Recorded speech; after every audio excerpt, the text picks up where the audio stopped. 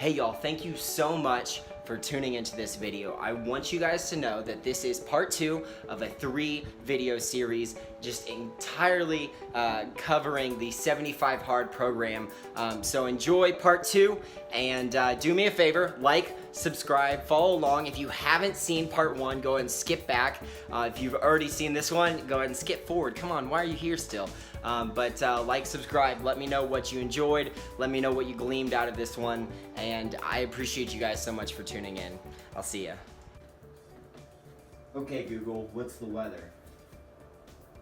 Right now in Springfield, it's 46 and cloudy. Today, there'll be showers with a forecasted high of 51 and a low of 37. Sounds like a hard workout. Let's go. It's just like you can stack wins, like you can stack losses. Right. And I think that's really cool. The other things that I noted is my ability to be just sore and push through things has completely shifted. And I think, I woke up this morning just super sore after, a really hard workout yesterday. And then we walked to the zoo and got in about another 7 or 8 miles. And so my body was just super sore, but like we still got up and we got after it and we like got a morning workout in. And so, it's cool because your aptitude for those things, and I think we'll talk about this a little bit later, but with those cold showers, I like crave them these days because it helps my muscles not be so sore. Yeah. Going off of that, like it goes so much further than just being sore in a lot of these times. Like sometimes the day just gets to you, right? Like sometimes there were things that, for me, I traveled a lot through my 75 Hard, and traveling between Missouri and California for work, basically weekly for 12 weeks, while I was going through 75 Hard was very, very rough. Right. And so I remember several times I had super early morning flights. The only way to get my 2 workouts in, travel, then put in a full day's work was to get up at 2 a.m. And get a 5-mile run in, or get a 3-mile run in, however long that run ended up being. And so challenging yourself that way to just make sure you get it done. And I know you said several times, like, I think you ended up, the day became the day, and at 2:30 a.m. on the other side of things, before you went to bed, you had to make sure you got it done. Right, and it was very much like it forced me to teach myself how to really like schedule and plan, because if I didn't, I knew I wasn't gonna get it done. And it's funny now, perspectively, like looking at 75 Hard, because I feel like with the phases you add so much more. It's man, what was I thinking? But obviously, like you have to start somewhere, and so it truly is like I was building those fundamentals, and those have allowed me to like build up on top of that additionally. And I think it's cool, because there were a couple days that I had 5 a.m. wake ups so that I could get my workouts in before I would travel somewhere. Or I think I went to a festival last year, which apparently are things we wouldn't know these days, but I went to a festival last year, and we got to the hotel after driving for 10 hours at 2 in the morning, so it was a 2 a.m. to 3 a.m. workout. I didn't get to bed till 4, because after you work out, you can't just go to sleep. And then I had to be up at 8 a.m. to go work out again so that I could get it all in, because we were gonna be at the festival all day. So it's these things stack, but it was very much like I had told myself I was gonna do it, so I wasn't going to go against that. And what that did was it built in this ability to really talk to my own brain, or that internal voice that everyone has. And I feel like that internal voice is always looking for the easy way out, because I guess I'm just a little bitch in my head, right? And it's hey, and that's truly why I started the program. It was hey, you don't need to be up. You could sleep in, and I was, and so championing that like internal voice was so important to me, and I feel like that was that like moment that I like really like felt like I was like succeeding or grabbing hold of this like program, is because I was like, you know what, internal voice, fuck you. Yeah, there were several times where like that was a very much planned event, planned encounter. You know, you knew you were driving those 10 hours. There were also the days where, you know, you had, for me, for example, during phase 2, I had a shift out at a plant. I'm an engineer, so like, you know, I go into plants and I program machines. Right. So I had a shift that was only supposed to be an 8-hour shift, right? Mm-hmm. The electricians were a little bit behind, and then mechanically things didn't quite coalesce in just the right way. So I ended up going from we're supposed to have been working an 8-hour shift to a 20-hour shift. And so, you know, that was a very much, oh, surprise, hey, how are you going to deal with this? Yeah. And, you know, still had to kind of regroup. My entire plan for the day went to the wayside. You know, I had gotten up and I'd gotten one workout in, thank God, right? Right. And I had done a couple of, you know, I did my reading before going into work. I had gotten, you know, a couple of those things checked off, which is great, because, you know, getting those done on the early side of things kind of makes it easier for your day to go awry and still get those things done. However, like, stuff happens, right? Yeah. So I still had to make sure that I fit in another workout and then get some of my power list items in, either in the kind of downtime-ish that I had during that, or even, you know, as soon as I got off. And, Right. You know, I remember calling you and being like, "Bud, No clue what I'm gonna do. this is gonna be this is the test." Really. Yeah. I was like, what are your ideas? Help me out here. Yeah.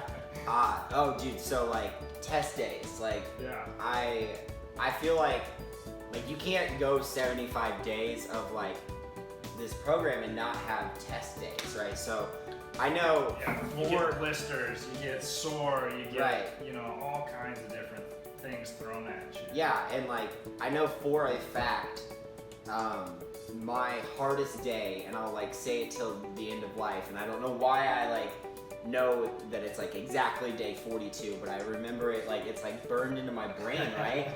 So it was day 42, and it was a Sunday. I like decided to like sleep in till 10 o'clock, and I like gave myself that like morning. I woke up, my like head was throbbing, I like had a migraine. I don't think my body likes to let me sleep in. It's like, hey man, if you're gonna sleep in, like we're just gonna give you a headache. So like I champed my way through my first like outdoor workout. I think I biked for about 15 miles or so, and I like got back. You know, I'd like been drinking my water. I like had taken my photo. Like I was doing everything that I could, but like I just kind of broke down. Like I was like, you know what? I'm done with this. Like my head hurts. I'm not gonna win today. Like it's just not the day. And I don't know why, you know, a divine intervention or otherwise, but I like ended up pulling up Netflix and watching The Iron Cowboy, which is like a documentary about this guy named James who does 50 Ironmans in 50 days in 50 states, and like just incredibly inspirational. And he talks about he's like, that was my hard. My hard is not the same as your hard, but your hard might be just as hard as my hard. And I was like, you know, mind blown. But there was a point in that documentary when he's like around probably day 40 something of these, and he falls asleep while biking, which like what? And then he like crashes, and he's like on the side, just like, you know, in like almost fetal position, like crying. And I was like, that right there is like what I feel like, you know, like physically, mentally, or whatever. And he tells himself, he's like, I know my daughter is waiting for me to to run the last 5K, like the last, Yeah. 5 miles of my marathon. She's waiting for me. Like, I've got a date with her. Right. I'm not gonna miss that. And he re-engaged. He refound his why, and he ended up getting through it. And I'm getting kind of watery-eyed right now from the atmosphere just thinking about it. But it was, that was the inspiration I needed. It was like, hey Cody, sure, you've got a migraine, sure, your gallon isn't as empty as it should be right now, or whatever, Right. But I was able to focus in, you're doing better than you think you are. Just keep going. And once I found that why again, once I was re-engaged, I shot off, and I feel I didn't have any more difficult days until well into the program, day I think day 60 or 65 or something like that, Yeah. when my body was just physically breaking. Right. But talk to me. You have to have at least one or two. You were telling us about that engineering story, but that was during one of the phases, right? Right. So Yeah. 75 hard, where where was that breaking point? What was that moment for you? I think I had a couple of them, honestly. It just the first few days are fine, and then you're especially coming from not as physical of a background, right? Right. I wasn't in the gym constantly, differing from you. Right. So day 4, day 5, I was just so sore, that the bed felt nice, right? Right. Yeah, there were just several of those days in the very early going where you just don't want to continue. But you kind of, at least for me, waking up and going for a run, the first little bit of the run was just autopilot. Right. On several days.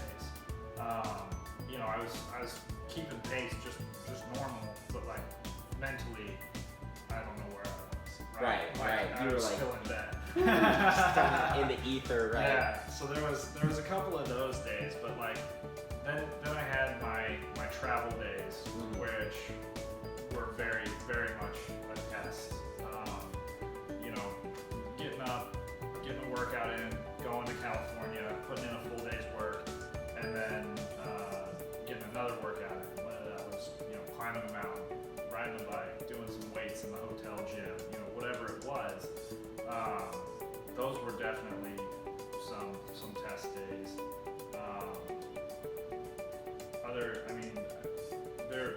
There were quite a few that hit hard, while traveling. Sometimes it is difficult to kind of stick to a diet. Right.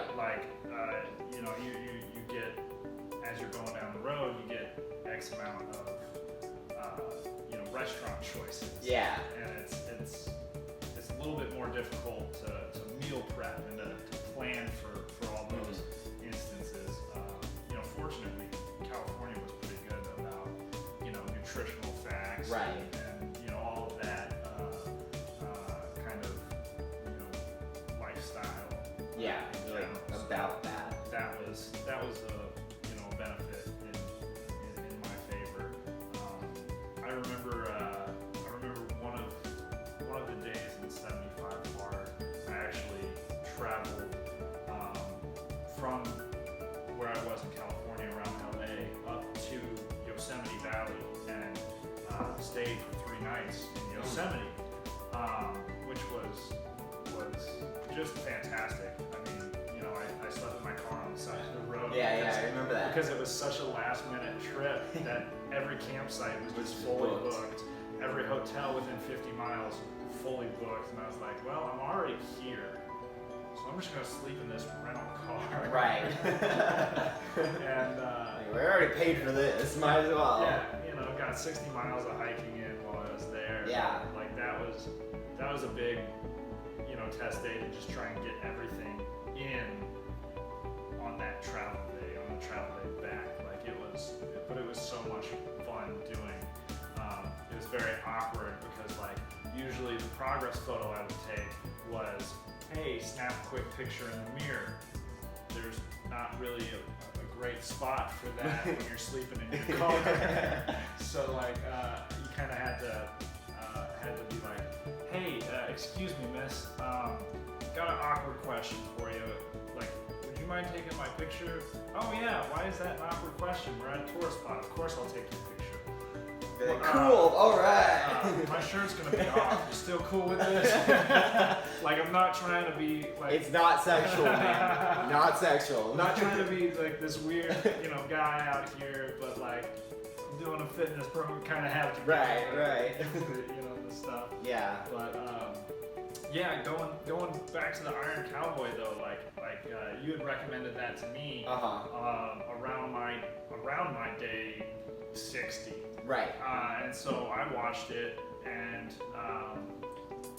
I was inspired too, and I was running a bunch, and I was like, you know what? I think it'd be really, really cool to be able to say that I ran an Ironman. Yeah. And so my roommate and I actually, watched it together and resolved that we were both going to run this Ironman together, and so we started. He started training more for that. And I started, kind of gearing my training more towards endurance and more towards, that side of things. And so like it just furthered the why, and I tried not to like be weird about it or not to be like braggy about it, but I tried telling like as many people as I could.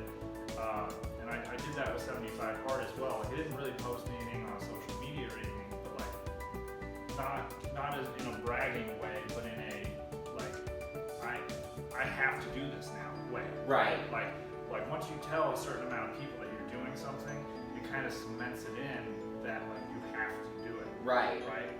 Like you're held more accountable for those words than if you just like, yeah, I'm gonna do this. Yeah, dude, I'm about that. I was reading in a book recently. It was talking about like people giving up smoking, right? And it was like people who give up smoking are more likely to if they like frame it as like I used to be a smoker versus like I'm quitting smoking.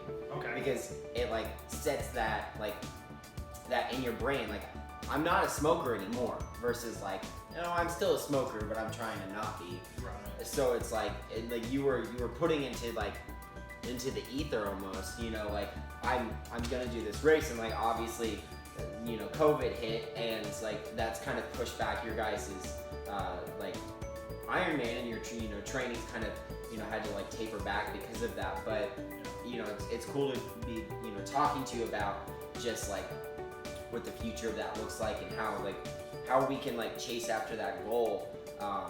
Because I'm like so excited for you. I don't know that an Ironman like fits into like my personal like goals right now, but like, man, I'm a cheerleader, so I'm gonna be there for you, right?